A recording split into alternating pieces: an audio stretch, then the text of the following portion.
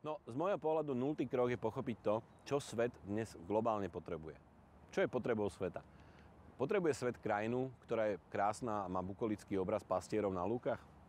Potrebujú občania Švajčiarska vedieť, že Slováci sú tí, ktorí chodia v krojoch? Nie. Potrebujeme otázka je najprv treba vyriešiť to, čo chce dnešný svet, aké problémy svet rieši. To znamená, ak krajina, ako je Slovensko, má mať potrebu komunikovať samu seba voči niekomu, musí vedieť, prečo to robí a koho to zaujíma. To znamená, prvá fáza je asi pochopiť, čo je potreba sveta, civilizácia, ľudí. Druhá fáza je, keď to pochopíme, porozumieť tomu, či dokážeme v tej krajine politikami, zmenami, úpravami, stimulovaním, čímkoľvek, rozvojom, rozvíjať témy a oblasti a politiky, ktoré na tú svetovú potrebu odpovedia.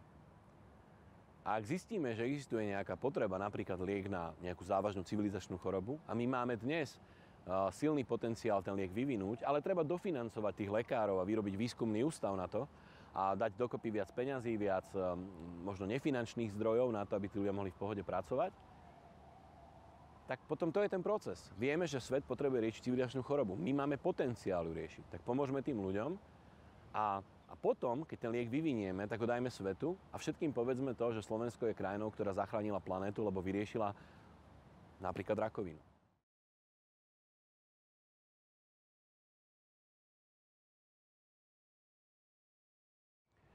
Ja neviem, či je potrebné mať jedno logo, dve logá, tri logá. Nie som odborník na logá, ani som sa za ňo nikdy nepovažoval a dokonca si myslím, že mu tomu vôbec nerozumiem.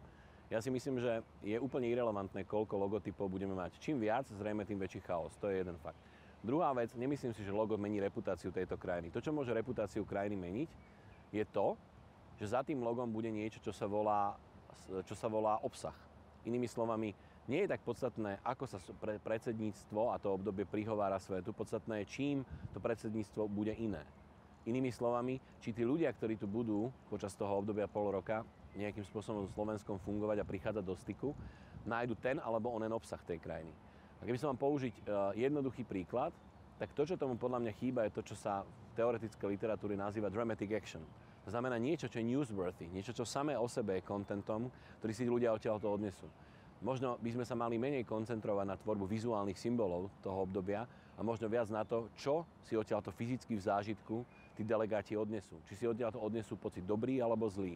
A ten dobrý alebo zlý pocit je niečo, čo sa word by mouth naozaj šíri medzi ľuďmi.